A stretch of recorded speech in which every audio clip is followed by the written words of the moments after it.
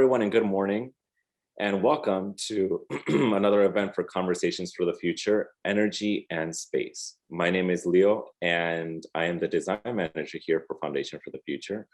Conversations for the Future is a nonpartisan conversation about space infrastructure development near Earth between now and 2030.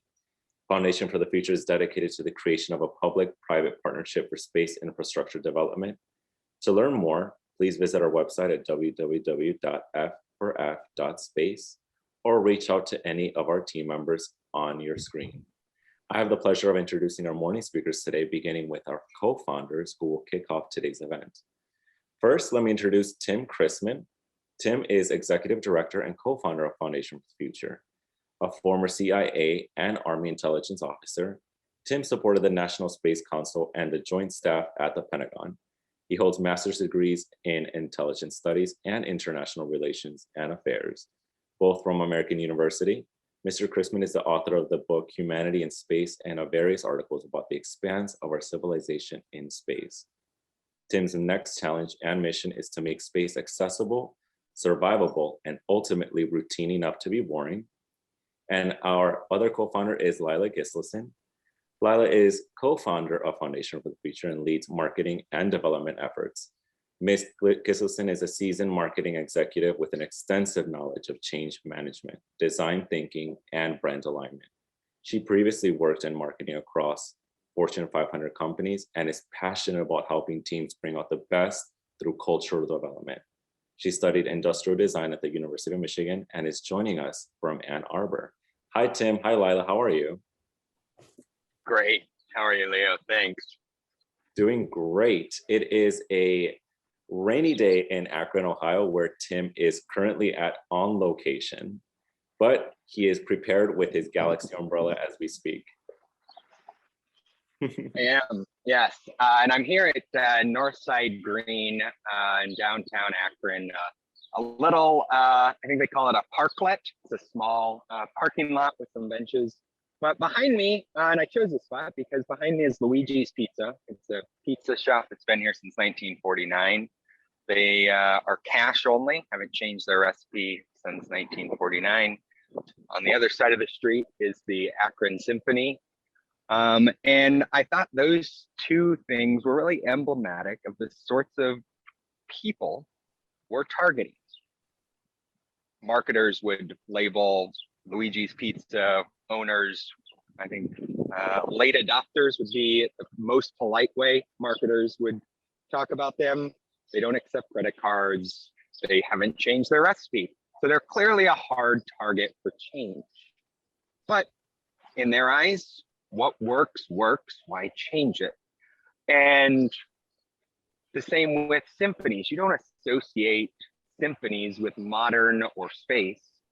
But ultimately, we want both of those audiences to recognize that space is a place for them, that there can and should be 80-year-old pizza shops in space that found something that worked for them and are able to just do it until they get tired of it.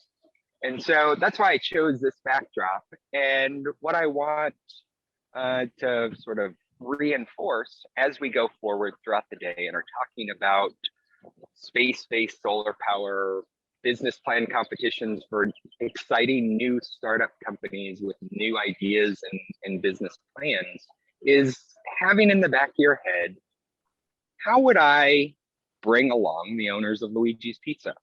How would I explain what I'm talking about to members of the Akron Symphony? There's no need to dumb it down for either of them. Clearly, they're both successful groups of people, but it does change how you frame what we're talking about. And so I want that to sort of be a backdrop as we go about the day to think about these late adopters, these non-stereotypical space people. How do we engage them? Because that's every bit as important in our work to making space routine as building a functional space-based solar power system. Lila? Thanks, Tim. For the sake of time, I will keep it short, but just wanted to thank everyone for attending. We're really, really grateful for your support. Today is going to be another engaging day. We kick off with our business plan competition this morning. We've got a number of great judges, Michael Mealing, Ernie Knight, and yeah, others as well. So thank you all. And without further ado, I will kick it back to Leo and pick up where we need to be at 9:15. Thank you. Thank you so much, Lila. Thank you, Tim. And Foundation for the Future, along with some of our phenomenal partners, created Conversations for the Future as one component of a multi-pronged campaign to accelerate space infrastructure development near Earth between now and 2030, as I previously mentioned, through creation of a public-private partnership. Before we move on, I actually want to bring in somebody from Foundation for the Future before we go on to the next speaker. I want to offer the screen to Emily Mishler in the Development Office for Foundation for the Future, specializing in business development, creative strategy, and fundraising. Emily launched her first company at the age of 22 and has since raised and distributed over 20 million of private investment for private clients, for private entities, and NGOs. She runs a group of impact-driven companies called the Cultivator Group and is on a mission to ignite and empower individuals and organizations to be the change they wish to see in the world. Good morning, Emily. Good morning, Leo. How are you? Doing great, thank you. Good, good. Well, it's a pleasure to meet you all and be here today. And Leo, thank you again so much for that generous introduction. As he mentioned, my name is Emily Mishler, and my background is the intersection of corporate philanthropy and creative solutions for revolutionary ideas. And I just have to say, I'm not actually too far from Akron. I'm actually based in the middle of Indiana. And I'm also surrounded by people who have been in business for 80 plus years. They're these family businesses who we might not necessarily think would be a part of this conversation. And in fact, I come from one of those family businesses.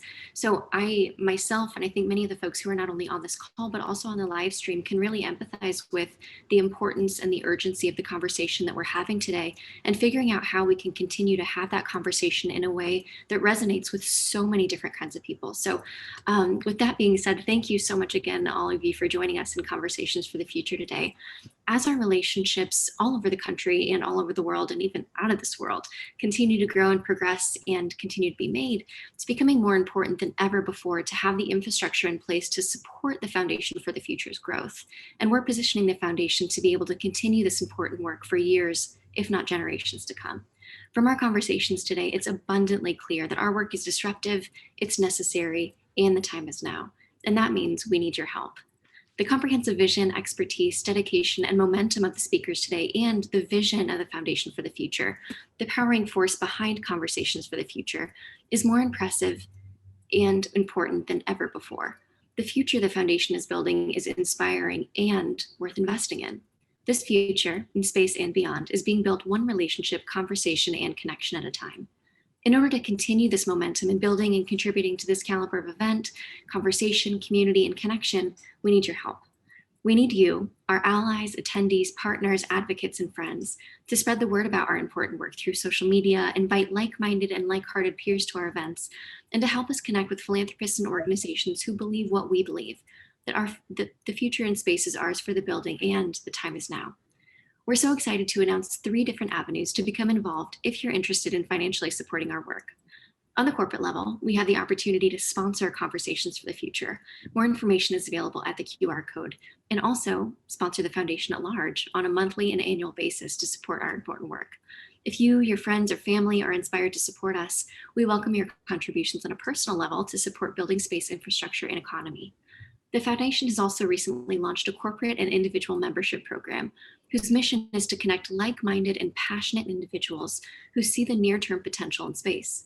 We're recruiting everyone from students to CEOs to join us in creating a dynamic ecosystem of young enthusiasts, investors, entrepreneurs, and larger industry partners inside or outside of the space industry. We welcome all who want to join us and contribute to this urgent conversation, which inevitably impacts us all. More information is available at the Foundation's website, www.f4f.space/membership. So what is the ask here? Help us in making space boring, because the time is now and the world can't wait. If you have any questions, please don't hesitate to reach out to myself, Lila, Tim, or any affiliate of the Foundation for the Future. Our contact information and a link to donate is available at the QR code on the screen and also available on our website. Our emails are our first name at f4f.space. I'm also happy to stick around and field any questions, and thank you so much for listening. And for now, I'll turn it back over to Leo for our regularly scheduled programming. Thank you so much, Emily. And to everybody watching, your help in the ongoing efforts to make space accessible to all is not only appreciated, but also very important.